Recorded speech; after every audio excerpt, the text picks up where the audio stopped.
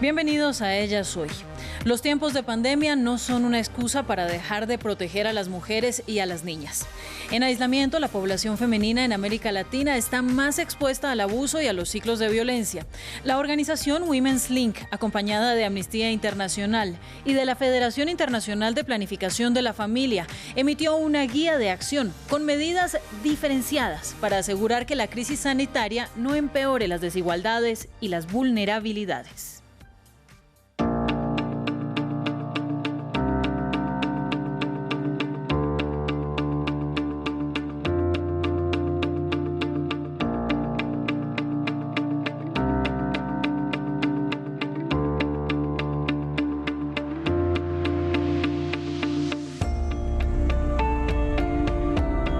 Tenemos también a las mujeres y niñas en un encierro total con sus agresores, ¿verdad? Esto puede originarse, por ejemplo, a un mayor número de violaciones a las niñas, ¿verdad? Y a las mujeres también. Countries around the world have reported increases in intimate partner violence. We know that femicides have occurred since the start of the pandemic, but I think we've yet to see the full impact of the pandemic and this period of isolation and distancing on survivors of violence. Un gran número de víctimas convive actualmente con sus agresores, lo que dificulta muchísimo el procedimiento de denuncia y la concesión de medidas proteccionales y medidas cautelares. Women are no longer able to go to schools, to go to their workplace, to go get groceries in some circumstances because it's one person per family, and abusers are really using this to further exert control over women.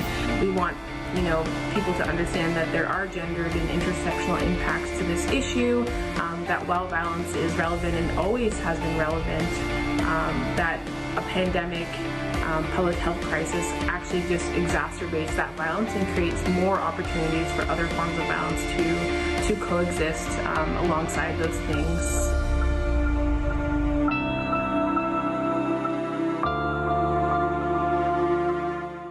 Además, son millones de mujeres y niñas en América Latina que viven sin acceso a derechos sexuales y reproductivos. El problema crece en la pandemia. Esto dicen las expertas.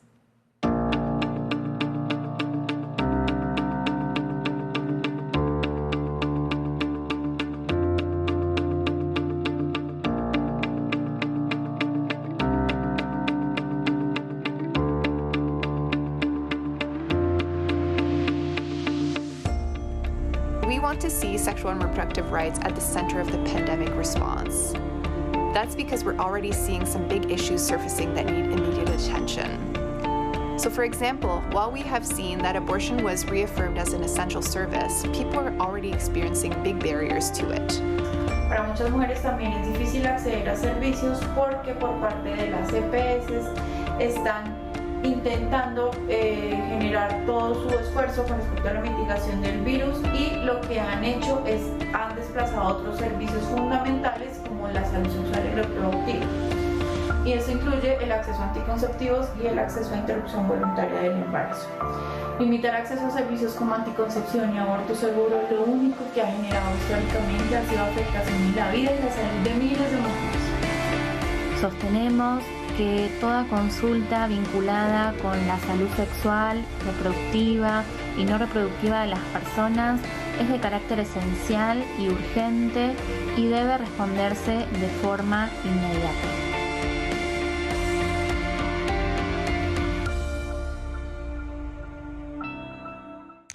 Vamos a conocer los detalles de esta guía para proteger a las mujeres durante la pandemia. Nos acompaña vía Skype Selene Soto, quien es abogada de Women's Link de origen venezolano y especialista en derechos humanos. Selene, bienvenida a Ellas Hoy.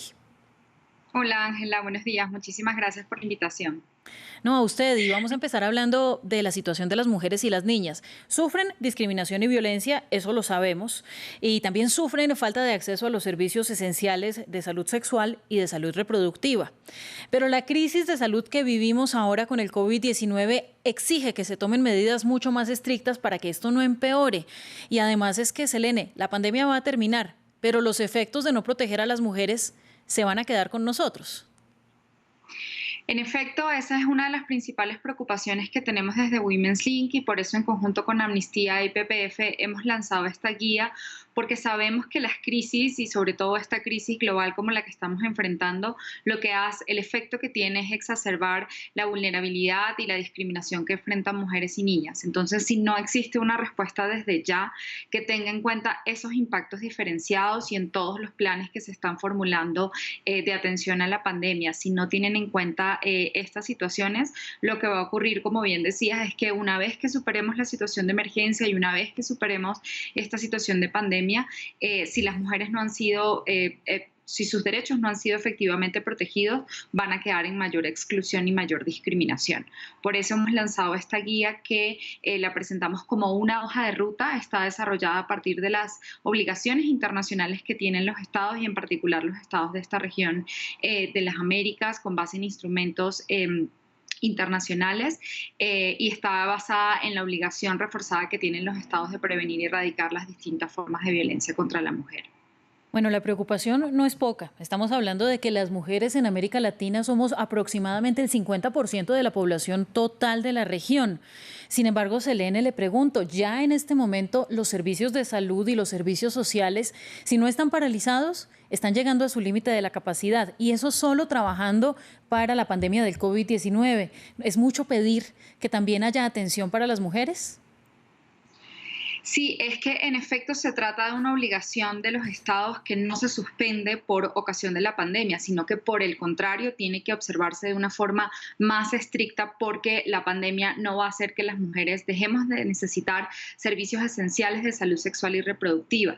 Y si estos servicios no son garantizados, eso también expone a mujeres, niñas y adolescentes en toda la región a sufrir afectaciones a su salud, a su integridad e incluso a su vida. Además, es una forma de discriminación y una forma de violencia. Si pensamos, por ejemplo, que según datos de la OMS, América Latina es la única región del mundo donde la tasa de embarazo adolescente sigue en aumento y esto se debe en buena parte a los altos índices de violencia sexual en contra de niñas y adolescentes. Definitivamente, en el marco de esta emergencia, si no se atienden también estas problemáticas, en realidad la mitad de la población no va a estar efectivamente protegida y luego igual vamos a tener un problema todavía más grave de salud y de afectación a la vida de miles de mujeres y niñas. Ese es el problema. Hablemos de la solución que ustedes están planteando. ¿Cuáles son esos puntos los más importantes de esta guía? Sí, la guía, como decía, plantea una hoja de ruta para los estados y autoridades locales, gobiernos, sobre las medidas que como mínimo deben ser incluidas en todos los planes de respuesta y aborda 4 puntos esenciales. Uno tiene que ver con el derecho de las mujeres a vivir libres de violencias y cómo en este contexto se tiene que garantizar el acceso a mecanismos de protección y atención para mujeres que son víctimas de violencia sexual, de violencia doméstica y otro tipo de violencia. El segundo punto tiene que ver con el acceso justamente a servicios de salud sexual y reproductiva, siendo el punto de partida que tiene que ser reconocido expresamente que estos servicios deben ser considerados como esenciales durante la emergencia y que no se puede suspender su acceso con ocasión de la pandemia. El tercero tiene que ver con medidas relacionadas para el acceso a la justicia. Nuevamente, la emergencia no va a suspender el hecho de que las mujeres puedan estar expuestas y están expuestas a sufrir violencia y esos son casos que las mujeres que debemos poder seguir teniendo acceso a judicializar esos casos, a presentar denuncias, a que se investiguen de manera adecuada. Entonces es otro de los temas que abordamos. Y el cuarto y último punto que tiene que ver con la situación de mujeres en contextos de movilidad humana o de migración, que básicamente recoge desde un enfoque interseccional la importancia y la obligación que tienen los estados de garantizar todos estos otros derechos que acabo de mencionar, también por supuesto para las mujeres en contextos de migración, pero además entender que las medidas que se han tomado, como por ejemplo el cierre de fronteras y especialmente en países como Colombia, que han recibido que es uno de los principales países que ha recibido población migrante venezolana, los cierres de frontera tienen unos impactos diferenciados también para las mujeres porque las expone a más violencia, no detiene los flujos migratorios, no hace necesariamente que las personas dejen de cruzar las fronteras y eso es lo que lleva a las mujeres a estar expuestas a mayor vulnerabilidad. Bueno, entonces le voy a pedir que enumeremos algunos de los casos que pide la guía que tengan en cuenta los gobiernos. ¿Por qué? Precisamente para nuestras televidentes. Entonces, por ejemplo, ustedes piden que se mantengan activas las casas de acogida para las mujeres que no pueden permanecer más en sus hogares aisladas con sus agresores. Ustedes piden que se mantengan abiertas las líneas de denuncia telefónica para las mujeres u otros medios que ellas puedan utilizar para decir que algo está pasando en su contra, así como prorrogar, por ejemplo, medidas de protección y de alejamiento de los agresores. Sí, en efecto. Lo que plantea la guía son una serie de medidas que en la medida en que sean implementados, lo que van a permitir es un reforzamiento integral de la oferta institucional de cada país o de cada estado en relación con la atención a casos de víctimas de violencia y de distintos tipos de violencia. Entonces, si bien hemos visto en países como Colombia que se han dado algunos pasos importantes como reforzar algunas líneas de atención, eso nos parece como un buen primer paso, pero ese reforzamiento de la capacidad de respuesta institucional tiene que darse a todos los niveles. Entonces, una cosa tiene que ver con la disponibilidad de las casas de refugio, de las líneas de atención, pero también cómo en este contexto se está materializando la posibilidad de presentar denuncias, de judicializar los casos, de que se realicen las investigaciones, cómo en este contexto otra de las cosas que plantea es si una mujer es víctima de violencia sexual, se tiene que garantizar el acceso tanto a atención en salud que ella necesita, por ejemplo, en Colombia la aplicación del protocolo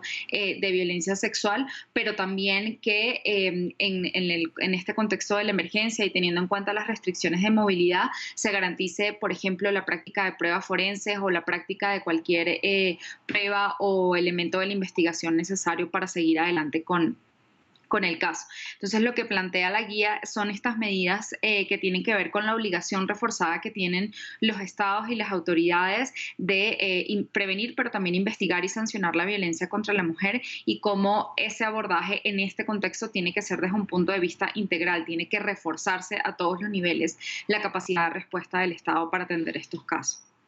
Pues gracias a usted. Es Selene Soto, abogada de Women's Link para el mundo, trabajando por una guía con las mujeres. No hay excusa para no cuidarnos. Sigan con nosotros. Ellas hoy los acompaña en tiempos de pandemia.